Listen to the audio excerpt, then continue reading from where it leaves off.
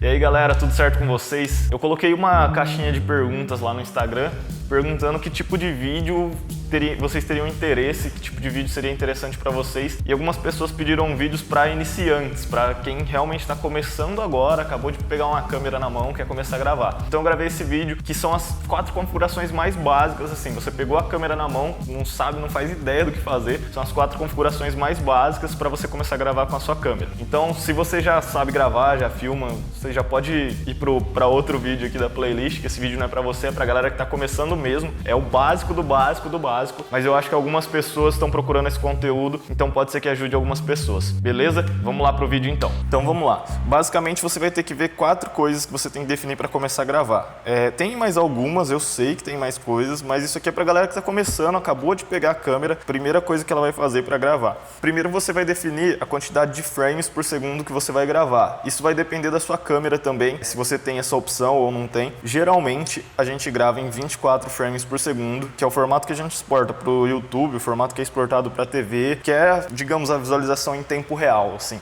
O tempo real é 24 frames por segundo. Esse é o formato que você vai exportar o seu vídeo. Algumas câmeras têm a opção de 24 e de 30. Você gravando em 30 frames por segundo, você consegue dar um slow pequenininho no seu vídeo, desacelerar só um pouquinho. E se você quiser fazer um slow maior, desacelerar uma parte do vídeo, deixar em câmera lenta um pedaço, sei lá, gravar alguém andando de skate, o ideal é que você tenha uma câmera que grave em 60 fps ou até em 120 fps, 120 frames por segundo, porque aí você vai conseguir desacelerar bastante o movimento, você consegue congelar uma manobra, tipo, quase congelar, né, uma manobra, desacelerar até 20% da velocidade você consegue deixar com 120 fps. Com 60 você vai conseguir deixar 40 e com 30 você vai conseguir desacelerar bem pouquinho. Então vamos lá. Digamos aqui, eu vou vir aqui no menu, geralmente essa configuração da quantidade de frames por segundo, ela tá no menu da sua câmera, tá? Ela não vai estar ali logo na cara, então você vai ter que achar onde ela fica. Aqui, ó, eu deixei em 24 fps, que é o formato padrão, né? É o tempo real, digamos. Eu vou gravar eu falando, um vlog, alguma coisa assim, eu gravo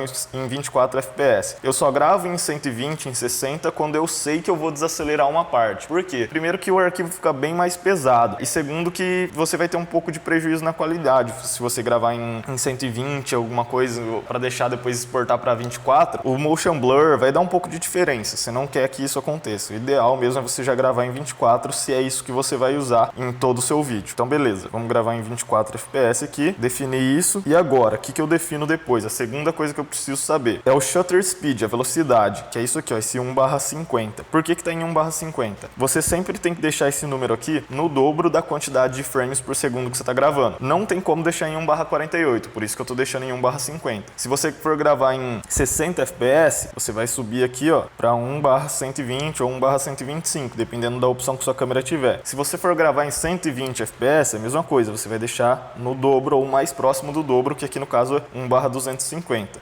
Então aqui, como a gente vai gravar em 24 fps, eu vou deixar em 1/50. Beleza, defini essas duas coisas. Qual que é a terceira coisa que eu preciso definir? É a sua abertura, a abertura da sua lente, que é esse f aqui, ó, f1.8 aqui no caso. Se você tiver com uma lente do kit, a lente que vem junto com a câmera, provavelmente o mínimo aqui vai ser 3.5, 3.6, alguma coisa assim. E o que isso aqui significa? Quanto menor o número, mais aberta está a sua lente. Quanto mais aberta está a sua lente, mais luz entra. E isso tem duas consequências. Uma, que você ganha mais qualidade, porque você não precisa aumentar muito o seu ISO, que é a outra coisa que a gente vai ver depois. E outra, que quanto mais luz está entrando, quanto mais aberta está a sua lente, mais vai desfocar o fundo da sua imagem. Então, sabe aquela foto com fundo bem desfocadão, aquele vídeo com fundo bem desfocado? A pessoa gravou com uma abertura baixa aqui, na verdade, né?